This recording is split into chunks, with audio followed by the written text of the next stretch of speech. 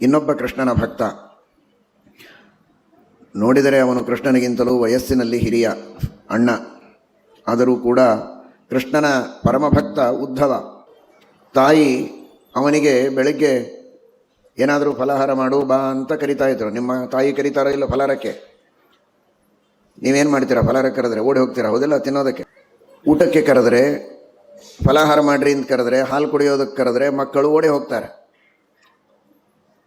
ಅವಶ್ಯವಾಗಿ ತಿನ್ನಬೇಕು, ಫಲಾಹಾರನೂ ಮಾಡಬೇಕು, ಹೊತ್ತಿಗೆ ಊಟನೂ ಮಾಡಬೇಕು, ಎಲ್ಲನೂ ಮಾಡಬೇಕು. ಆದರೆ ಕೃಷ್ಣನ ಸ್ಮರಣೆ ಮಾಡದೆ, ರಾಮನ ಸ್ಮರಣೆ ಮಾಡದೆ, ಕೃಷ್ಣನ ಪೂಜೆಯನ್ನು ಮಾಡದೆ, ನಿಮಗೆ ಎಷ್ಟಾಗತ್ತೋ ಅಷ್ಟು ಗೊಂಬೆ ಇಟ್ಕೊಂಡಿದ್ದೀರಲ್ಲ, ಆ ಗೊಂಬೆಗೆ ನೀವು ಯಾವುದನ್ನು ನಿಮಗೆ ತಿನ್ನೋದಕ್ಕೆ ಕೊಡ್ತಾರೋ ಅದನ್ನು ಕೃಷ್ಣಾರ್ಪಣ ಅಂತ ಹೇಳಿ ಕೃಷ್ಣನಿಗೆ ಪೂಜೆ ಮಾಡಿ ಆಮೇಲೆ ತಿನ್ನಬೇಕು. ಹಾಗೆ ಗಬಗಬ ಅಂತ ತಿನ್ನಬಾರ್ದು. ಗೊತ್ತಾಯ್ತಾ? ಇದನ್ನೆಲ್ಲ ಹುಟ್ಟಿಸಿದ್ದೆ ಯಾರು? ಹಣ್ಣು, ಗಿಡ, ಆಕಳು ಎಲ್ಲವನ್ನು ಸೃಷ್ಟಿ ಮಾಡಿದವರು ಯಾರು? ಕೃಷ್ಣ, ಹೌದಾ ಅಲ್ವಾ? ಮತ್ತು ಕೃಷ್ಣನಿಗೆ ಕೊಡದೆ ನೀವು ತಿನ್ನಬಾರ್ದು. ಕೃಷ್ಣನಿಗೆ ತೋರಿಸಿ ಏನು ಹೇಳಬೇಕು? ಎಲ್ಲರೂ ಕೂಡ ಕೃಷ್ಣಾರ್ಪಣ ಮಸ್ತು ಹೇಳಿ ನೋಡೋಣ. ಹಾಲು ಕೊಟ್ಟರು ಕೃಷ್ಣಾರ್ಪಣ ಮಸ್ತು.